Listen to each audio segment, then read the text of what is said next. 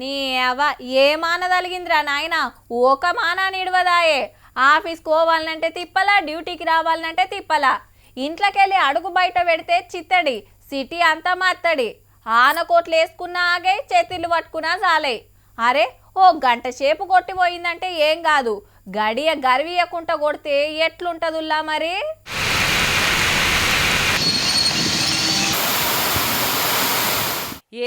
ఎక్కడిది సిటీల పొద్దాకానే దంచుడే దంచుడు.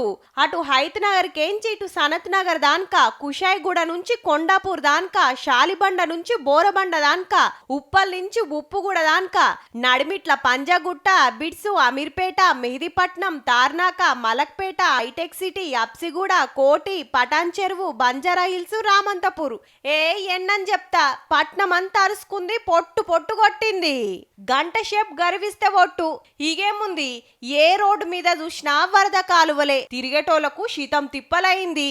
పొద్దుగాల ఆఫీసులకు పోతప్పుడు దడుసుడే, ఇంటికొస్తప్పుడు దడుసుడే. ఆనకోట్లు దొడిగినా, షెత్తిర్లు పట్టుకున్నా ఆపనంత ఆన మరి.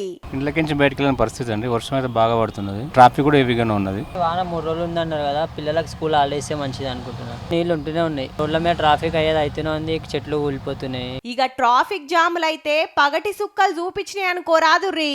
హగో గచ్చిబౌలి, రాయదుర్గం, హైటెక్ సిటీ ఏరియాల కిలోమీటర్ల కమానం బస్సులు, కార్లు, ఆటోలు, బండ్లు ఏడియాడ నిలబడ్డాయి. గంట ప్రయాణం 2 గంటలు పట్టింది. తడుసుకుంటా సలి కొనుక్కుంటా అట్లనే పోయిండ్రు.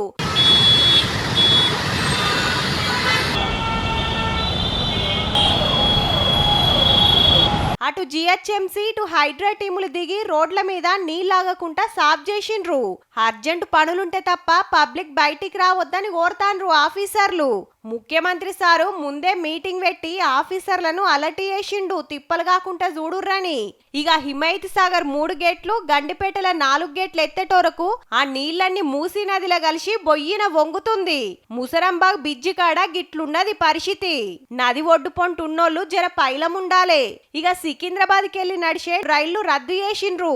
తుఫాను ప్రభావం వల్ల దాదాపు 135 ట్రైన్లని ఫుల్ క్యాన్సిలేషన్ చేశాము. అలాగే ఒక 7 ట్రైన్స్ వచ్చేసి పార్షల్ క్యాన్సిలేషన్, 31 ట్రైన్స్ ని డైవర్ట్ చేశాం. మోంతా తుఫాన్ చేయవట్కే రేపు కూడా ఆనలు ఉంటాయట, జర చూసుకొని మెసులూరి మరి.